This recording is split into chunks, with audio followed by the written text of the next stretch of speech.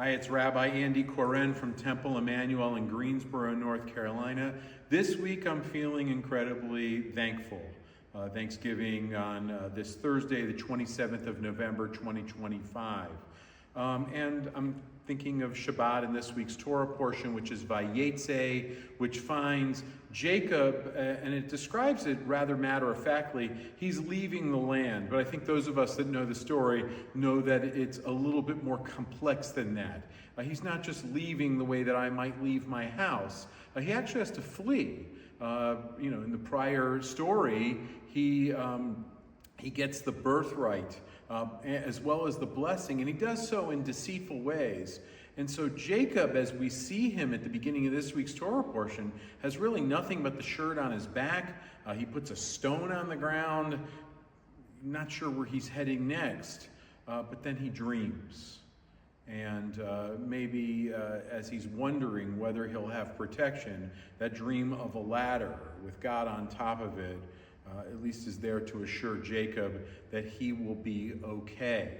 And maybe that's what we need at times, is just that reassurance that we're going to be okay.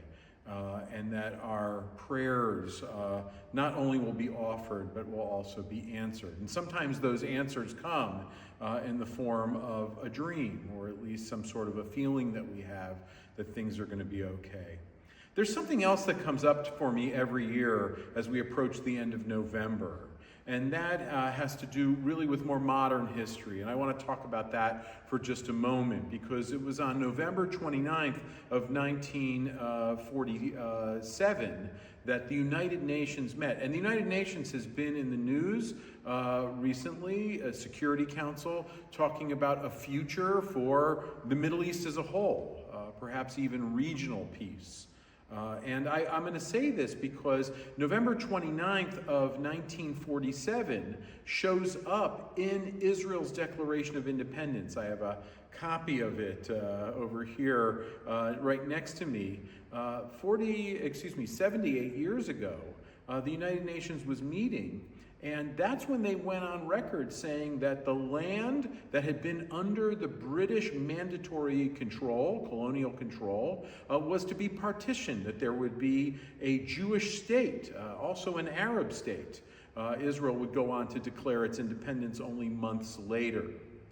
And that date is so important that it actually is written into the Declaration of Independence, Israel's Declaration of Independence from May of 1948. Even if Hebrew is not one of your languages, you can look at the Declaration of Independence and you can see the number 29 there, and you can also see 1947. And it's one of those things that helps to establish at least that the powers of the world felt that there should be a Jewish state. And then I think about moments where we have our prayers and we have our dreams and the realizations of those dreams. That in 1947 there was dancing in the street. This was a compromise for many. I mean, believe me, there were those who wanted more. And yet that partition plan was accepted by those who lived under British rule at the time, who were looking to create a state of Israel, as well as Jewish people worldwide. And I just bring that up because sometimes dreams do become reality. It's Theodor Herzl, the founder of modern political Zionism, once said, if you will it, if you can dream it up, then it's more than just some sort of a fiction or a story, right? If you will it, there's a way. It's more than just a dream. We know that Jacob needed that protection. He's going away, but he'll return back to a place where his father grew up, where his grandpa and grandma were called to. And I think that we can hold that up each and every year as we head into Thanksgiving, but I'm feeling it really profoundly this year. So I hope that this is a time of gratitude for you and yours. And I hope that maybe you learned a little bit about our more modern history as we head into this Shabbat, and as we head towards November the 29th of this year, which is on Shabbat. It's this Shabbat. Maybe it'll be a time for extra celebration. Civic pride here in the United States, as well as reminding us what else we can do, as well as Jewish pride.